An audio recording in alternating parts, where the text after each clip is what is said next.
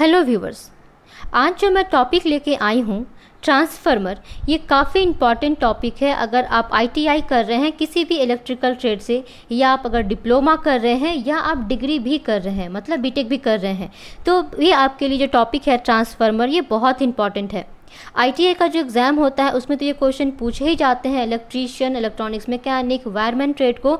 साथ ही साथ अगर आप किसी कम्पिटिटिव एग्ज़ाम की भी तैयारी करते हैं, चाहे वो इसरो हो, डीआरडीओ हो, कोई भी पीएसयू सेक्टर हो, या फिर रेलवे का ही कोई भी जॉब हो, टेक्नीशियन जॉब, इसमें आपको इस चैप्टर से, इस टॉपिक से बहुत सारे क्वेश्चन पूछे जाते हैं। तो मैं जो आज लेकर के आई हूँ, इसमें 3 कंप्लीट मॉडल सेट होंगे, जिसका आज ये पार्ट 1 है। इसमें मैं आपको पूरी जानकारी दूंगी, ट्रांसफार्मर क्या है, कैसे काम करता है, इसका वर्किंग प्रिंसिपल क्या है, इसका यूजेस क्या है, तो सब का जो है डिस्कशन मैं करूंगी कुछ ऑब्जेक्टिव क्वेश्चन के साथ। तो वीडियो को अंत तक देखें। तो आइए शुरू करते हैं।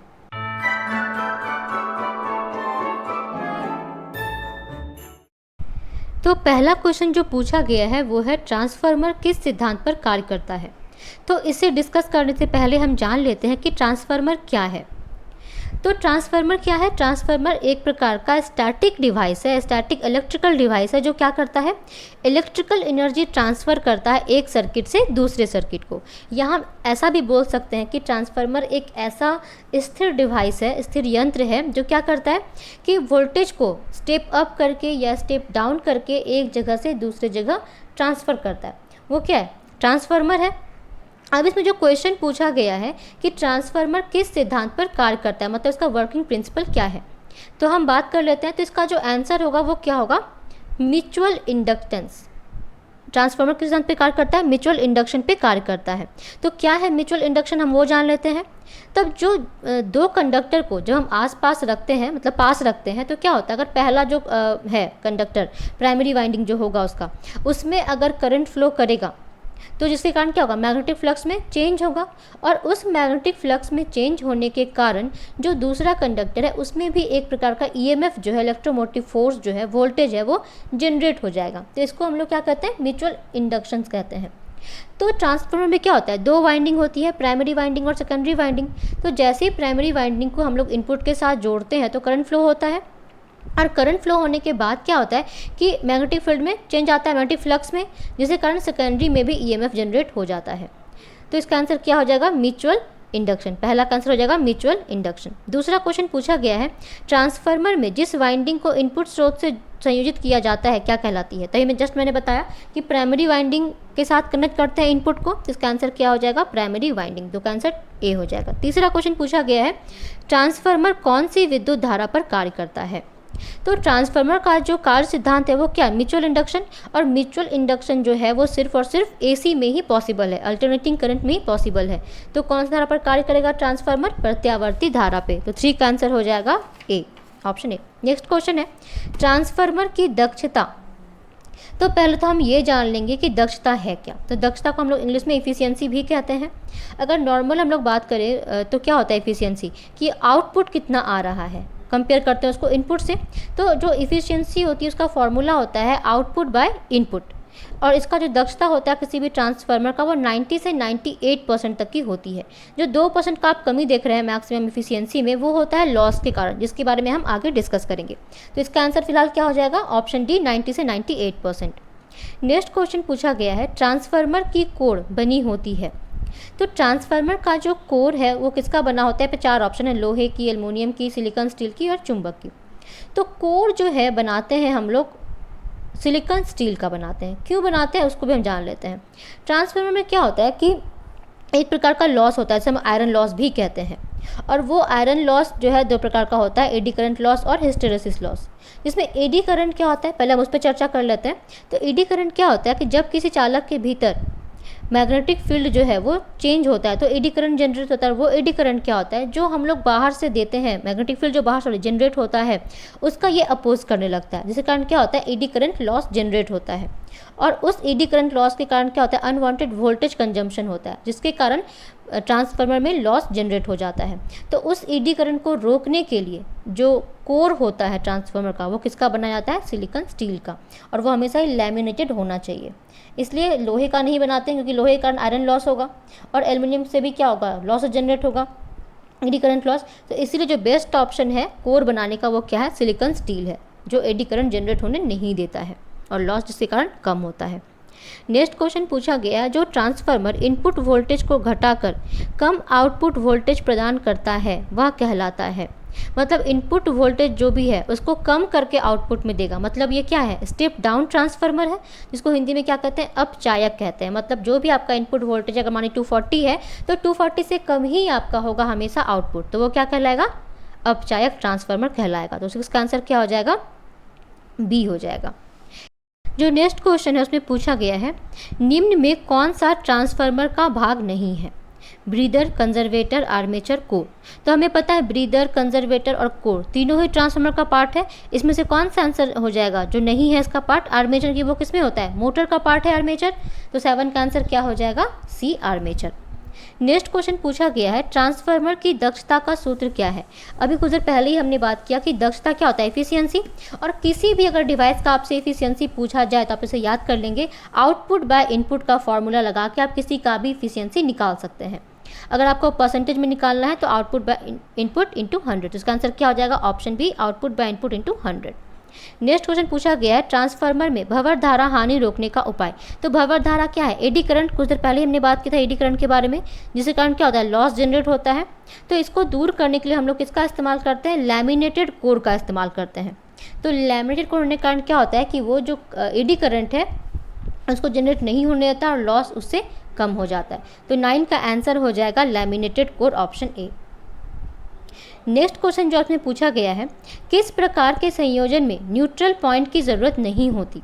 तो हम लोग को पता है संयोजन कितना प्रकार का कर सकते हैं, स्टार कनेक्शन, डेल्टा कनेक्शन। तो जो डेल्टा कनेक्शन होता है उसमें क्या होता है कि जितने भी इम्पीडेंस होते हैं वो क्या होता है, ट्रायंगल के रूप में आपस में कनेक्टेड होते हैं, जिसके कारण क्या होता है, करंट जो है उसी ट्रायंगल के जो अंदर है वो सर्कुलेट करता रहता है, उसे रिटर्न पाथ की ज़रूरत नहीं पड़ती।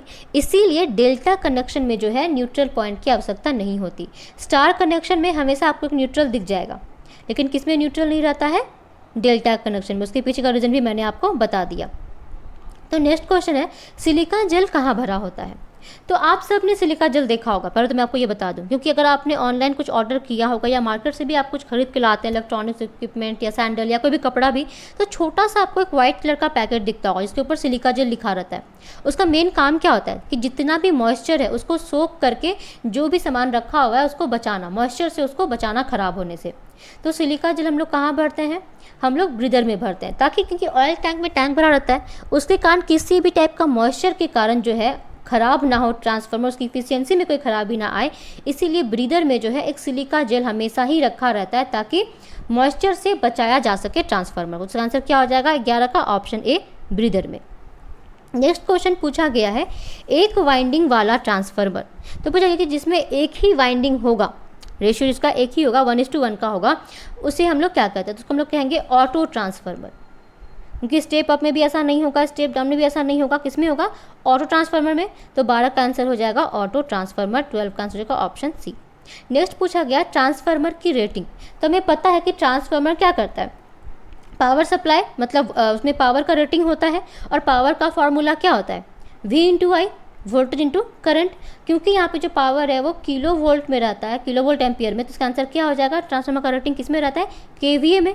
आपने सुना भी होगी मेरे घर पे 3 kVA का सप्लाई आता है, 5 kVA का सप्लाई आता है, तो वो KVA क्या है, उसका ट्रांसफार्मर का रेटिंग है, वो कितना उसका पावर है वो दिखाता है। तो 13 का आंसर क्या हो जाएगा, option B, KVA, kilo volt ampere. आप उसको ऐसे भी याद रख सकते हैं कि पावर का फॉर्मूला होता है वोल्टेज इंटू करंट, तो वोल्टेज और एम्पियर हो जाएगा, बाकी KVA हो जाएगा। नेक्स्ट क्वेश्चन पूछा गया, ट्रांसफार्मर किस प्रकार की मशीन है। तो ट्रांसफार्मर क्या है, स्टैटिक डिवाइस है, स्टैटिक इलेक्ट्रिकल डिवाइस है, तो ये घूम नहीं सकता, चल नहीं सकता, तो क्या स्थिर रहता है। तो 14 का आंसर क्या हो जाएगा, ऑप्शन सी, स्टैटिक डिवाइस हो जाएगा। नेक्स्ट क्वेश्चन पूछा गया, क्वेश्चन नंबर 15, कोर की संरचना के आधार पर ट्रांसफार्मर कितने प्रकार के होते हैं। तो ट्रांसफार्मर को जो है हम लोग बहुत प्रकार से बांट सकते हैं, कोर की संरचना के आधार पे, फिर कार्य के आधार पे। तो ये पूछा है कोर के आधार पे, तो कोर के आधार पे 3 प्रकार से इसको बांट सकते हैं, कोर टाइप, शेल टाइप और बेरी टाइप। तो 15 का आंसर क्या हो जाएगा, ऑप्शन सी, 3, कोर के आधार पे 3 प्रकार से बांट सकते हैं। नेक्स्ट क्वेश्चन पूछा गया, question number 16, step up transformer में आउटपुट धारा तो अगर आपको रेशियो याद होगा, अगर नहीं भी तो मैं आपको बता दूं, वोल्टेज और करंट और टर्न का जो रेशियो होता है ये हमेशा आप याद रख लें। V1/V2 इज इक्वल टू होता है N1/N2 इज इक्वल टू होता है I2/I1। मतलब primary voltage by secondary voltage is equal to होता है primary turn by secondary turn. लेकिन करंट जो है इसमें उल्टा होता है। स्टेप अप में वोल्टेज बढ़ेगा तो करंट क्या हो जाएगा, घटेगा। तो 16 का आंसर हो जाएगा बी, घटेगा। नेक्स्ट है 17, यदि प्राइमरी वाइंडिंग में सेकेंडरी वाइंडिंग से अधिक लपेटे हैं तो वो कौन सा ट्रांसफार्मर होगा। तो क्या होता है formula, V1/V2 is equal to N1/N2। तो अगर सेकेंडरी वाइंडिंग में अधिक लपेटे तो ये क्या हो जाएगा, स्टेप डाउन हो जाएगा। तो 17 का आंसर हो जाएगा बी, स्टेप डाउन, क्योंकि V2 बढ़ेगा तो N2 भी बढ़ेगा। नेक्स्ट क्वेश्चन पूछा गया है, स्टेप अप ट्रांसफार्मर में डैश बढ़ता है। तो स्टेप अप बोला गया तो उसमें क्या होगा, वोल्टेज जो है वो क्या होगा, बढ़ जाएगा। तो 18 का आंसर हो जाएगा वोल्टेज, क्योंकि हमको पता है कि वोल्टेज बढ़ा तो करंट क्या होगा, घटेगा। तो स्टेप अप में वोल्टेज बढ़ता है। नेक्स्ट है, कंजर्वेटर टैंक में क्या भरा होता है। तो कंजर्वेटर टैंक जो होता है जनरली कूलिंग के लिए इसका इस्तेमाल करते हैं। उसके अंदर क्या भरा रहता है, कूलेंट भरा रहता है, जो ट्रांसफार्मर को गर्म होने से रोकता है। और इसमें जो है मिनरल ऑयल या तारपीन का तेल, अगर आप सुने होंगे तो उसका इस्तेमाल किया जाता है। तो कंजर्वेटर टैंक में क्या भरा रहेगा, तेल भरा रहेगा। वो तेल मिनरल ऑयल हो सकता है या फिर तारपीन का तेल भी हो सकता है। तो 19 का आंसर हो जाएगा ऑप्शन डी। और याद रखिएगा, ये जो तेल के बारे में हम बात कर रहे हैं किसके रूप में काम आता है, कूलेंट के रूप में। इसे काफ़ी क्वेश्चन पूछे जाते हैं, कूलेंट के रूप में किसका इस्तेमाल करते हैं या कूलेंट क्या है। ठीक है, तो नेक्स्ट क्वेश्चन है, नमी सोखने के बाद सिलिका जल का रंग कैसा हो जाता है। अभी जस्ट मैंने बताया था कि सिलिका जल का काम ही क्या होता है, मॉइस्चर को सोखना, मॉइस्चर नहीं होने देना, जिसके कारण आसपास के वस्तुएं खराब ना हो। तो जैसे ये मॉइस्चर को सोख लेता है, इसका कलर जो है वो क्या हो जाता है, गुलाबी हो जाता है। तो 20 का आंसर हो जाएगा ऑप्शन ए, गुलाबी। तो ये था ट्रांसफार्मर का जितना भी इंपॉर्टेंट क्वेश्चन है उसका पार्ट 1। इसके बाद पार्ट 2 और पार्ट 3 भी आएंगे, जिसमें आपको किसी भी कम्पिटिटिव एग्जाम में कैसे क्वेश्चन पूछे जाते हैं, आपके एग्जाम में कैसे क्वेश्चन आएंगे, ITI एग्जाम में पूरी जानकारी दी जाएगी। तो कंप्लीट वीडियो के लिए जो है आप इस चैनल ITI इन्फोटेक को सब्सक्राइब कर लें, ताकि आपको जो नोटिफिकेशन है हमेशा मिलता रहे जो भी वीडियो अपलोड होगा। अगर आपको कोई डाउट है, कोई क्वेश्चन है तो आप कमेंट सेक्शन में ज़रूर पूछें, और वीडियो अगर आपको अच्छा लगा तो लाइक करें।